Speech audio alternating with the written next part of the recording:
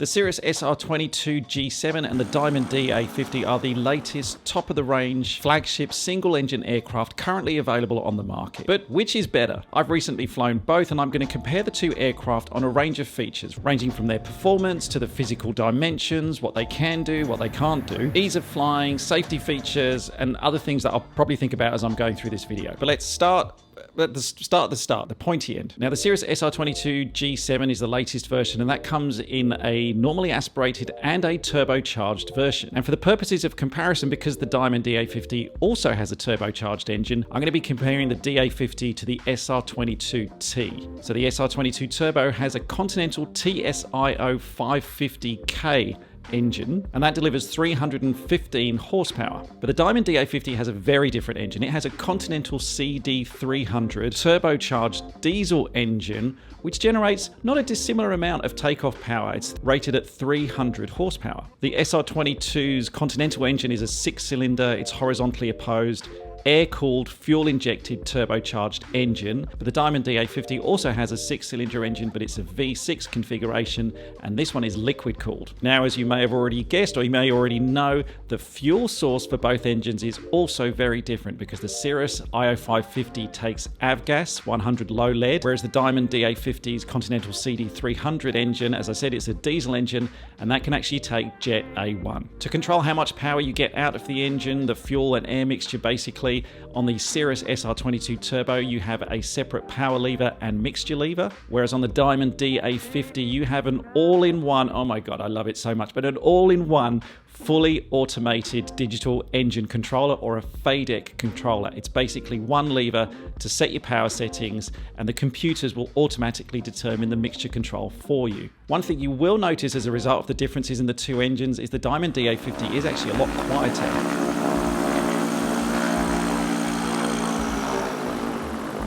Up front to generate thrust, well, the base version of the SR22 Turbo comes with a Hartzell 3-blade propeller, but you can also get a 4-blade composite Hartzell propeller as well as an option, whereas the Diamond DA50 comes with an MT manufactured 3-blade prop. Controlling the aircraft in flight, this is where another big difference between the two. The Cirrus has its well-known and much-loved side stick to manipulate the aircraft flight controls. Huge advantages with this, in my opinion. It's out of the way. It means your lap is free. You can move your legs freely in the cockpit, which is one thing you can't do as easily in the Diamond DA50, because that actually has a center stick that sits between your legs, which ergonomically some people may prefer for controlling the aircraft, but it certainly does take away from the amount of lap space that you have. It also means if you have a passenger in the co-pilot seat and you have got that center stick still installed, the passenger has to be told to really keep their legs clear of that, especially during takeoff and landing. I just think you've got a lot more space by having that side stick on the side as opposed to the center column in between your legs when you're flying. Let's have a look at a couple of numbers then. So some performance stats between the two. The maximum cruise speed for the Cirrus SR22 for the turbo version is 213 knots of true airspeed, whereas the Diamond DA50 speed on its website is 181 knots of true airspeed. In terms of range that the two aircraft can achieve, well, this is where there is quite a big difference between the two, because on board the Cirrus SR22, the fuel tanks can carry 92 gallons of avgas, whereas the fuel tanks on the Diamond DA50 only carry 49 gallons. This means that the advertised range between the two is actually quite different. You're going to get, according to Cirrus, over 1,000 nautical miles, but the Diamond DA50 on their website only advertise a range of 750 nautical miles. The advertised rate of climb between the two aircraft is also slightly different, with Cirrus getting around 1,200 feet a minute.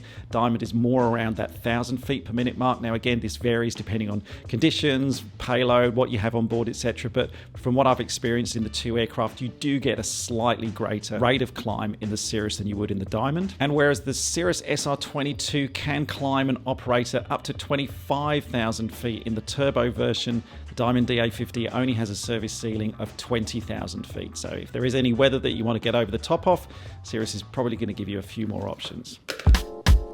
Then what about safety features with the two aircraft? Well, there's one glaring difference between the Cirrus SR22 series and the Diamond DA50, and that is that the Cirrus has an onboard parachute recovery system.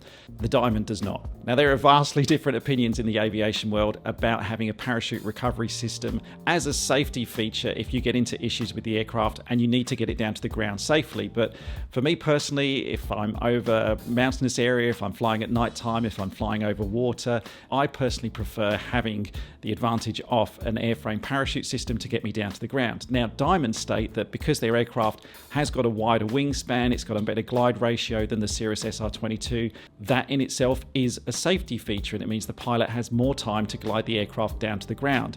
And whilst that would be correct, you would have more time because the glide ratio is greater with the Diamond, it still means you have to perform a forced landing in a paddock which might look good from 2,000 feet, but once you get closer down might have obstacles nevertheless. Another big safety feature that Cirrus actually only launched last week as I'm recording this is Auto Land on the new G7 Plus versions of their aircraft, which is a Garmin safety feature that allows passengers to basically command the aircraft to land itself if there are any issues with the pilot, if they become incapacitated, for example. Now, that is not something that's currently in the DA50, but because the DA50 does have Garmin avionics and it does have a fully automated FADEC engine control, it could be something that comes in the future. Talking of avionics, both aircraft have Garmin avionics on board, slightly more modern version in the Cirrus SR22, which uses the Cirrus Perspective Plus by Garmin, whereas the Diamond DA50 uses the slightly older G1000, but the NXI version. I mentioned wingspan before, and there is a 6-foot difference between the two aircraft. The Cirrus SR22 has a wingspan of 38 feet.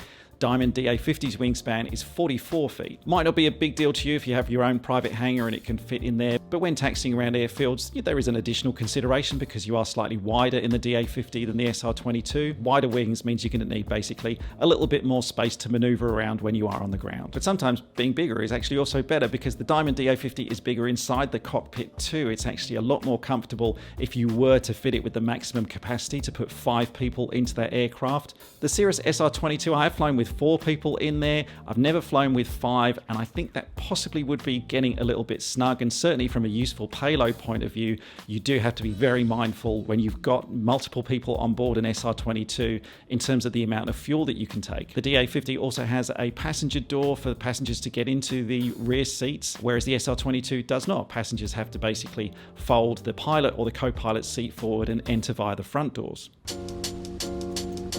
So those are the key features and differences between the two aircraft, but we haven't still answered the key question, which one is best? Now, I know a lot of you will be Diamond fans out there and a lot of you will be Cirrus fans out there, and I want you to put down in the comments below what your thoughts are. Please play nicely. Remember, these are two great aircraft and we're all aviators at the end of the day, and to be honest, if you're flying, that's the main objective. But let's quickly summarize the two. Well, the Cirrus, it has better performance, it can go further, it's got an onboard parachute system. In my opinion, it's got a nicer cockpit, it's got more modern avionics, and I feel it's a bit more agile and, dare I say, actually a bit more fun to fly than the DA50. But then you look at the Diamond DA50 and it has a couple of huge pluses going for it. First of all, it burns Jet A1, and it also has that incredibly good FADEC single engine power lever to control the engine settings, which makes flying this aircraft incredibly simple. But as a potential owner of an aircraft like these, you also have to look at things like after-sales support, technical support, and ongoing training. And I do honestly think that Cirrus really have got that one in the bag with things like Cirrus IQ, the Cirrus Standardized Instructor Program or CSIP training that they have for flight instructors. And whilst I have seen that Diamond have got their own online training systems, and I will be honest, I haven't actually been through those training systems, so I can't do an exact comparison of the two side by side. But just from the outset, the Cirrus one just feels a little bit more sophisticated than what you would get in the Diamond ecosystem.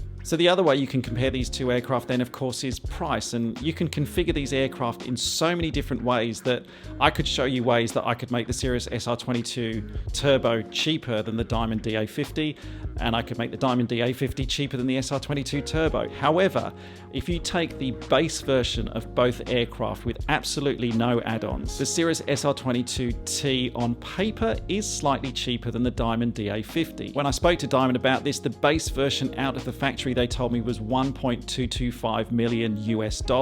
And if you compare that to the SR22 Turbo, if you take a GTS version of the SR22 Turbo and you add on the ice protection system, you can actually get that in an SR22 for $1.175 million, slightly cheaper than that baseline Diamond. So, okay, finally, let's just answer the question, which is best? Now, best is subjective. You have your own version of the best aircraft. I want to know about it in the comments below. But which do I believe is the better aircraft out of the two for my needs, my own personal needs as a pilot? Because there's a plane for every pilot. And for this pilot, the plane for me would have to be the Cirrus SR22, because of the type of flying that I do, which is slightly longer legs than I would feel like the DA50 has the range to be able to give me. Over terrain that we have here in Australia, where I know that if I want to be able to put the aircraft safely down on the ground, I don't often know what's on the ground, so having the parachute recovery system is a huge benefit to me. The more sophisticated avionics you have on board, the after-sales support, and just the training that I get within that Cirrus ecosystem, for me means that the SR22T, the G7, or the G7 Plus version with Autoland, is kind of the perfect single-engine aircraft. Even though the Cirrus has got an older engine, doesn't have FADEC and burns avgas, I still would choose that over the Diamond DA50. But that's just one pilot's opinion, and now I want to hear yours. So which one would you go for? Let me know in the comments below. Cirrus SR22 or Diamond DA50? Check out this next video right here. I think you'll really like this one. Thanks for watching.